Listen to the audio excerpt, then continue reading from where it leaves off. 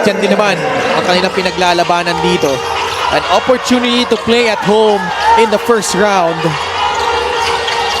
You see the quarter scoring, a tale of two quarters from both Caloocan and Pangasinan.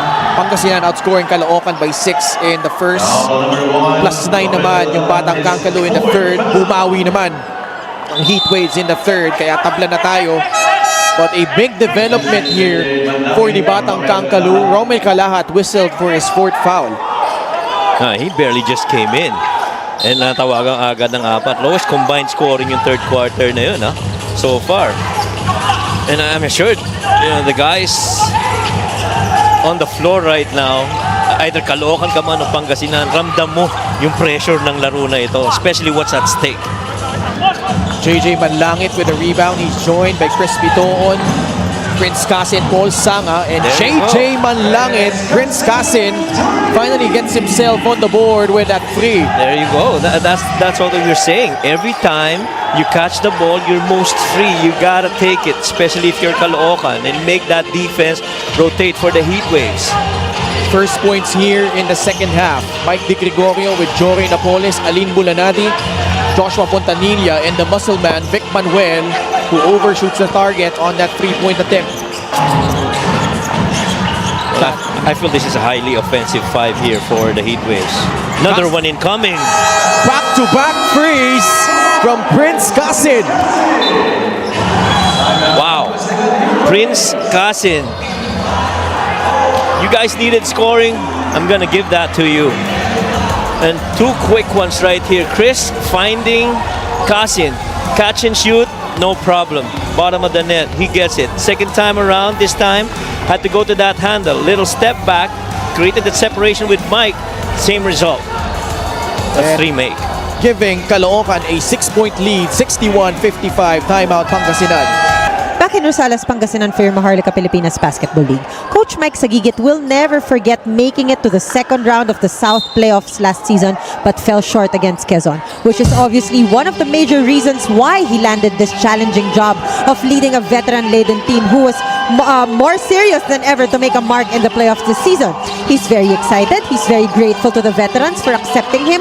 In his words, kahit halos kaedad ko lang sila, pinapakitaan nila ako ng respeto dito. Caloocan has had 2 appearances in the second round and 5 in the first round. Imagine that hunger in Season 7. Coach Mike has a huge task ahead. Again, Coach Mike. Maraming salamat, Mika.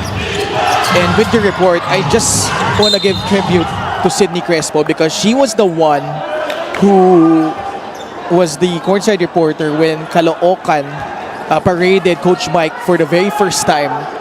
Ang visibly evident doon nung huddle, lahat nakatingin kay Coach Mike. Correct. As in, walang nag-uusap na 2-3 player. Lahat, yung mata nila nakatuto kay Coach Mike. Yung respeto na nakuman niya agad from day 1 really set the tone on how serious Caloocan was in contending here in the North. And si Sid, binanggit yan sa akin kasi siya'y pumasok doon sa dugout and she was able to observe how tight-knit this Caloocan squad was at that time, and that continued here. And of course, the magic that Coach Mike flashed when he towed Parañaque to that semi-final finish in the South Division, just bowing out to Quezon, speaks volumes on how well he has done here in the Mpbl. But Alin Bulanadi, taking the jumper, got fouled, and it was ruled an unsportsmanlike foul. They will review this. He's hurt. He's down there in the corner. Previous to that, we saw the basket earlier by Caloocan. And then tried to move the ball around. Are we looking at an unspo here? Because that was deep in the corner. We couldn't see what was happening. We just saw Alain Bulanadi really grimacing in pain coming out of that corner action. And you know who else is watching the game tonight? Coach Warren ng Batangas nanonood ngayon. Parang lagi naman yan. Oo, inaabangan. Scouting to si Coach Warren eh. See this right here. Mike falls down on the floor. Gave it up to Alin. Lifted for the shot. Ooh. Little tap. Initially ruled an unsportsmanlike foul. But on the sidelines, looked like something happening on the bench of Pangasinan. Lervin Flores? Yeah, visibly upset. I think Is that MJ Wico? si Michael Wico yung nagpapacify sa kanya. Nagpa-pacify, that's right. He's trying to light a fire under his teammates here. Meron silang heated exchange kanina ni Vic, and then tinapik din naman siya ni Vic. And that's just passion coming on the side of Pangasinan. Oh yes. And we've seen teams even in the collegiate level na nag-aaway-aaway mga teammates pero eventually they become champions. That really is, I guess, coming out of a really good level of passion for the game and for the team. Yun naman kasi lahat gustong manalo Oh. And it hasn't really been the smoothest season for Pangasinan. Yes. A lot of downs and ups. Indeed. Well, after going what? Number 31, JJ Malangit is second. Warning on Caloocan Batang Bangalo for improper bench decorum. Okay, so a foul, just a regular foul. 2 free throws for Alin Bulanadi. Pangasinan is trailing by 5. One other huge fan of Pangasinan Heatwaves is watching right now. Pangasinan, Raul Manarang is watching tonight. And he's saying, sana manalo yung Pangasinan. But Caloocan really is doing their thing also here in the fourth quarter. 63-60. 3-point lead. Pangasinan pressuring all the way to the backcourt. Bitoon and Gabo. Ang magkatapat dito gives it up to JJ Manlangit. This is now a game of poise right now. Prince Casin has come up huge here in the fourth. Stepping back, long 2-point shot. It will go out. Bulanadi. The drive by Pagsanhan. Good Open pass. free from Bulanadi. Short. After hitting his first free, he has struggled mightily here ever since. Ito si Alin. Well, that's the pass that you want to make for Alin Bulanadi, one of your leading shooters from the outside, especially from free to go take it. Gabo, pasa kay Manlangit, tubukol sa tres. Tatalbog palabas. Gabo, nakuha yung rebound para sa Pangasinan. Under 7 minutes remaining here in the fourth. Sa poste, Maguliano. Forcing it up and able to draw a foul against JJ Manlangit. Well, they tried to do solo coverage on JP Maguliano. Manlangit pretty much left in there trying to defend against JP, and JP understands you got to test the middle before you try to go to that drop step. Saw that opening, went in there and chased it. He got fouled, and so now he's sent to the line. Matias and Sanga go back to the bench. JP Maguliano, that big second quarter he had, gave some life dito sa Pangasinan. 63-61. Third best in offensive rebounding, and is good for about 57% from perimeter. Itong si JP Maguliano. Missed that second free throw though. Biggest lead by both teams was at 7.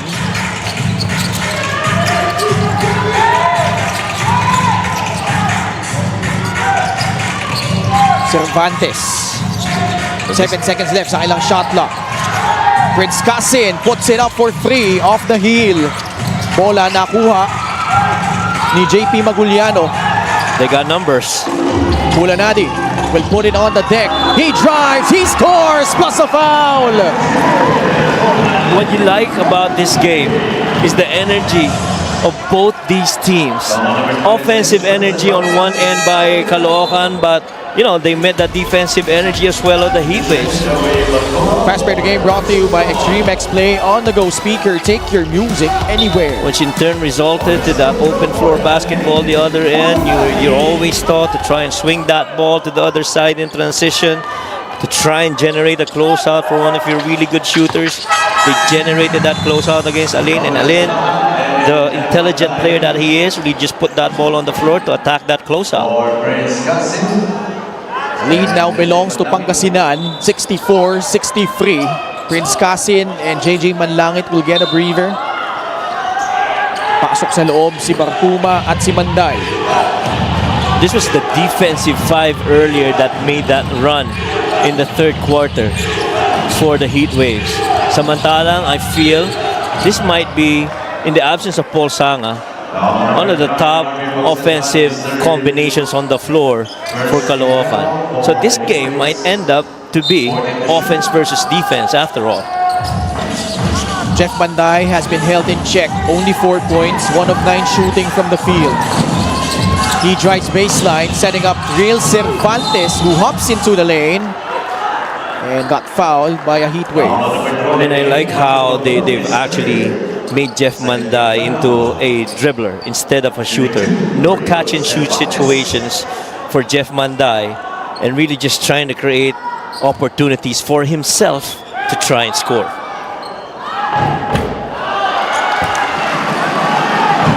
Real Cervantes missing the front end of his free throws. Oh, nanonood rin pala si Chris Javier ng Bataan. Kanya-kanyang scouting na to ng mga kalaban.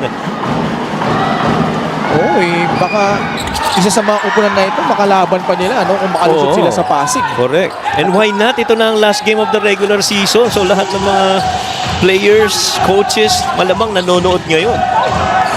At the post, Baguliano. The flip shot is gone and he extends the lead to 3, 66-63. JP Maguliano, 10 points on a 4 of 6 shooting, almost a steal. Cabanag to tie it up. No good. Ball ends up with Jeff Manday. Kalahat has been silent. Past the halfway point of the fourth period. Cabanag off the dribble.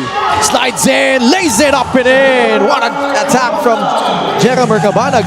Well, very similar situation to Alain Bolinadi earlier. You swing that ball to the other side of the floor on a ball reversal, fake a shot, generate a closeout, and attack it. Good finish by Jeremy right there, right down the lane. Cabanag with 7 points. Isa na lang ang labang ng Pangasinan. Stay out of the way and leave it for Romel Calaha to defend. Calaha though has 4 fouls but standing his ground, forcing the miss from JP Maguliano. Good help by Real Cervantes though on Calahat. Cervantes off the dribble, puts it in, and a bonus free throw coming up. Not putting enough pressure on the ball handler, in that case Joey Barkuma, really just leaving it up for Real Cervantes, who had nobody on him as he approached the nail. The 8th lead change of this ball game. Also 5 deadlocks. That's how close this game has been. And it's not even, basket exchanges. It is really more on the defensive strategy sa kabilaan,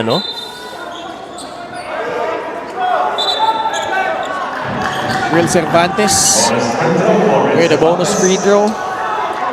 Again, at stake here, number 4 spot in the playoffs. And a date with the 2-time defending champions Pampanga Giant Lanterns in the first round. The loser will have to go through the play-in, and they'll go up against the Ilagan Isabela Cowboys on their home floor. That's their consolation prize kung matalo sila dito. That's tight. 4 minutes left in the fourth. Bagsanhan rejected by Real Cervantes. What a defensive recovery by Real Cervantes. This is the second straight possession where Real Cervantes has played good offense and good defense. Cabanag up top. Bulanadi on an island. 8 seconds left sa shot clock ng Caloocan. Cabanag puts up the 3. No go. Pagsanhan with a rebound. Hesed Gabo, foul by Cabanag, and the Batang Kangkalu in penalty. Number 7, Delaware Cabana. Well, he had to give up that foul because Hesed Gabo, you know, is always going to be the hub of the offense of the Heat Waves. As soon as he gets the ball in front court, he's going to spray it out to guys who are free. And so you have to foul him immediately and let them earn their points in the line. Hesed Gabo ties it up. Our 6th deadlock off the ball game. Hesed Gabo is a 76% free throw shooter. Almost equal in percentage sa free throws ng dalawang kupunan. Gabo missing the second, but a lane violation against Caloocan. So a substitute free throw given here to Hesed Gabo. Jeromer Cabanag and Romel Calahat each with 4 fouls. While for Pangasinan, 4 din yung foul ni Michael Mabulak. Hesed Gabo gives the lead back to Pangasinan. Now in the final 3 minutes, you bring in Chris Bitoon to try and settle things down offensively para dito sa Caloocan and even provide the scoring for them. So that's going to be another man that the Heat Waves are going to guard against. Oh, making the most out of the situation and a 4 personal foul situation for Mike. Puwersa sa ilalim si Real Cervantes. 10th lead change of the game. Caloocan with a 1-point lead. Maguliano free for a free. It's good! How big? How big was that 3, Ken? JP Maguliano for this game has made 1 attempt earlier from 3. He missed it. See this here, the pass inside over to Real, understands 4 fouls na ito si Mike, you gotta attack it, he makes it. But you swing over to the other end, JP straight on, top of the key, drop coverage, drops that 3. And leading his team in scoring at 13 points, forcing a timeout from Caloocan. We'll be right back. Exactly 3 minutes remaining here in this ball game. 11 lead changes and 6 deadlocks. And Chris Bitoon and Hesed Gabo. You see the player matchup here. 9 points, 4 rebounds, 3 assists for Chris. Hesed Gabo with 6, 2, and 7. Let's check in with Mika. Chris Bitoon and Hesed Gabo, both very helpful tonight. As we mentioned, have shared a lot of memories, time, games, practices, championships in different leagues. Brothers on and off the court, but they needed to move on. Gabo did the PBA in 2023, while Chris stayed with Nueva Ecija when the rest moved to Pangasinan eventually. But you know what? They are still so close that there was this one game at the Caloocan Sports Complex when Hesed actually forgot his basketball shoes. I was actually there to witness this kasi ako yung courtside nun. And guess who was there to the rescue? Chris Bitoon. Those shoes are actually with Gabo to this day. Both guys still have big responsibilities outside of being teammates, but will forever keep the bond by heart. Ken, Coach Mike. Maraming salamat, Mika. Last year siguro yun, no? Early in the season. And the bond those two shared. This season, that was the This season. season? This Okay. season. Okay, ayun. Silang dalawa nga, no? Oo nga. Winning the championship together, the bond that they've shared throughout the years, not only here in the Mpbl, in various leagues. It's just the essence of brotherhood here between these two guys. Fierce as rivals, but Yeah. Down the line, yung brotherhood talaga yung nagdadala dyan, eh, no?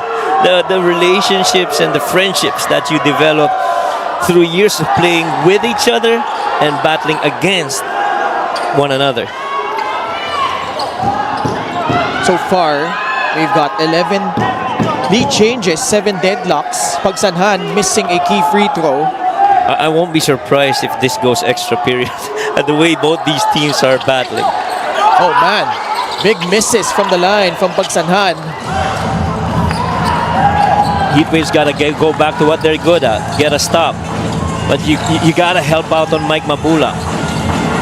They're gonna try and exploit him. Crispy Tohon goes inside the paint and ties it up at 71 apiece. Chris Piton gonna work right now. Exactly what we talked about. Scoring-wise, that's gotta be Chris. Assists, looking more to Hesed Gabon. Now it's Hesed's turn to set that table for the Heat Waves. It's winning time, last 2 minutes. Gabo swings it to Harvey Pagsanhan. Banday poking it free off the leg of Harvey Pagsanhan. Turnover against Pangasinan. Well, I thought Harvey had a shot. That ball got swung from the right side to the weak on a ball reversal in a catch and shoot situation. See that right here? He's pretty much open. Banday was late, but the only thing that made Banday able to catch up is him not taking the shot. Okay. We have a review. We are under the last 2 minutes. I mean, how epic has this matchup been? The stakes we laid it out at the beginning of the game. Number 4 seed in the North, ripe for the taking. Yung matatalo, dadaan pa sa play-in. And it has turned out to be a heavyweight slugfest between these two teams. And Pangasinan wanting to avert that disappointment they've had last season of not making it to the playoffs. They've got a chance here at home to close it out. But Caloocan with the possession. Ronnie Matias. Banday has struggled all night long. Good defense. Foul whistle against Gabo. That's the last foul to give for the Heat Waves. Hesed Gabo is second, and that is a 14 foul for Pangasinan Heat Waves. Caloocan 14 seconds. Fresh 14 for Caloocan. You got to be mindful if you're the Heat Waves that Real Cervantes and Matias are on the floor at the same time. I will not be surprised if they go to a high-low action involving both those big men. 5 seconds left on the shot clock. Caloocan having trouble. Oh, it's a foul against Hesed Gabo. That was indeed a foul. And they are in penalty. Number 7 Hesed Gabo penalty his third. Well, Hesed pretty much on that half-court set was trying to chase, see that push. He released it immediately, but you know, nadala na yung momentum ni Jeff Manday. Jeff Manday 2 of 2 at the line tonight. Calmly sinks the first free throw. Gives the lead back to Caloocan, 72-71. Ito yung mga games na kung saan sobrang dikit. You feel you have the momentum pero babawian ka lang kagad. At makakaswing yung momentum sa kabila. 2 big free throws from Jeff Banday. We have a timeout by Pangasinan. A minute and 14 seconds left in regulation. And we'll pause for a break. We'll be right back. Jeff Banday hitting 2 key free throws.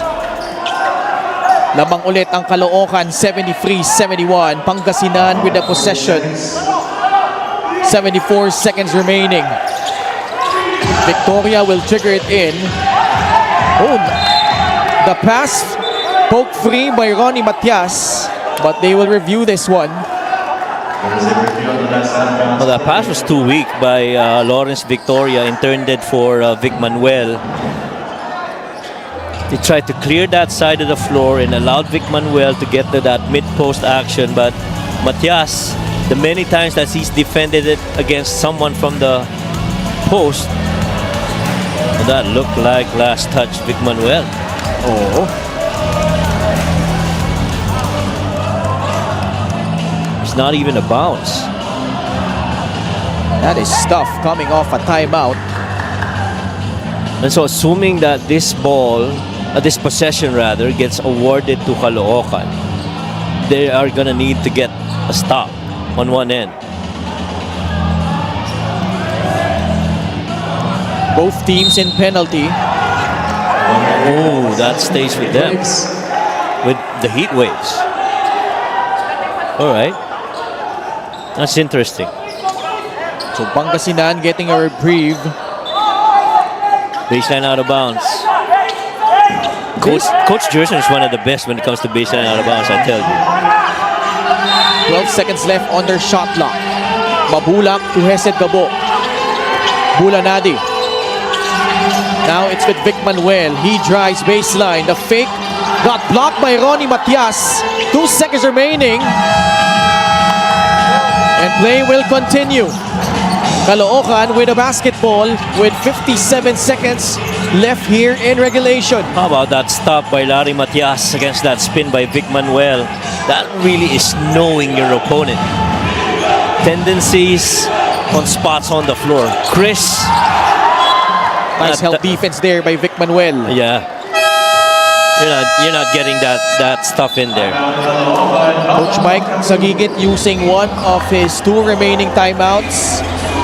46.7 seconds left. Caloocan still has a 2-point lead. And a very important possession here coming up para dito sa Caloocan. It looks like it's Coach Mark Orias mapping out a play here on this set. If this is going to be a sideline out of bounds, I'm sure Coach Jerson is aware of how good Coach Mike Sagigit's staff goes to that backdoor step. Again, you see the team standings. Winner here will move up to number 4 dahil pareho nilang tinalo ang Pampanga at Pasay. Pampanga will slide to 5. Pasay will get to that 6th spot. They will go up against San Juan while Pampanga will await the winner between Pangasinan and Caloocan. And the loser here will fall down to number 7 and they will have to face off against Ilagan Isabela in the play-in. That is right. And so as we wait for the result of this game, Pampanga and Pasay should be right now in the number 5 and number 6 spot. As we wait who occupies spot number 4 after this game. Still a lot of time. This is an important defensive stand para sa Pangasinan. They are 4-2 at home. Prince Casin. Cervantes. Mabulak in his grill. Cervantes left it short. Bulanadi. Now it's with Mabulak. Chance here for Pangasinan. Bulanadi for the lead. Short. Ball batted around. Bonnie's on the floor. And it's a jump ball. And if it is, possession arrow pointing to Caloocan. Tough break for Pangasinan. Alain Bulanadi had a good look. But you love the effort though of Pangasinan to try and recover that. Here, that quick corner fill. That shot was short and guys battled it out. Look at Lawrence Victoria. I guess the other guy was that Mike Mabulak? And guys really just going in there trying to claim that 50-50 ball. Bulanadi has had a ton of open looks. But he is only 3 out of 11 from the field tonight for a total of 11 points. Pangasinan's gotta be mindful that they are in penalty. You can't foul now because you're gonna send players over to the free throw line. And this is also a tricky situation for them because around 6 seconds the differential between shot and game clock. Jeff Banday crossing the half-court line. They still might go to rail here. Looks like Pangasinan will play it out. They still got that corner filled. Banday with 14 seconds on the shot clock. They will milk this clock. Gabo on an island. 8 seconds on the shot clock. Banday makes his move. He drives. He puts it up. He puts it in! Jeff Banday scoring the last 4 points for the Caloocan Batang Kangkalu. That might just be, Ken, one of the toughest offenses to defend. You've got Banday down in the middle, driving that paint, getting into that paint touch and finishing. But you have to remember, there are shooters outside. Cabanag, Casin, everyone else, and you've got your big man, Real Cervantes, waiting on the weak side post. That is a tough offense to defend against, especially when they kept that ball down on the middle. because it practically becomes a one-on-one situation between Jeff Manday and Hesed Gabo. Pangasinan using their final timeout. They're down by 2 possessions. They would need something quick here. Quick catch and shoot.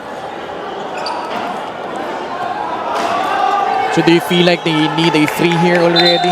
No more timeouts, penalty na. Magkabilang kupulan dito.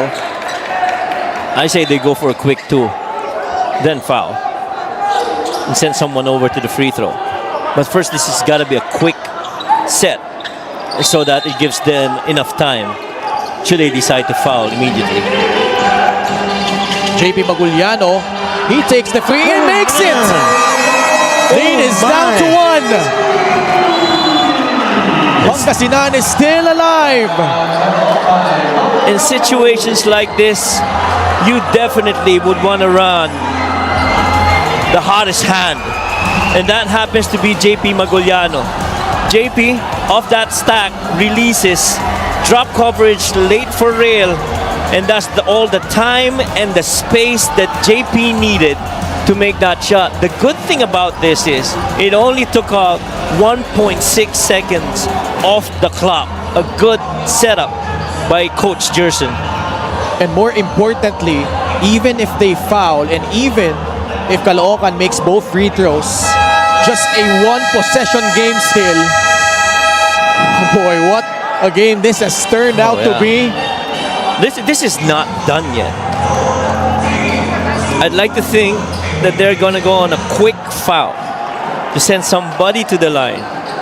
But after that, the Heat Waves are on their own on the floor.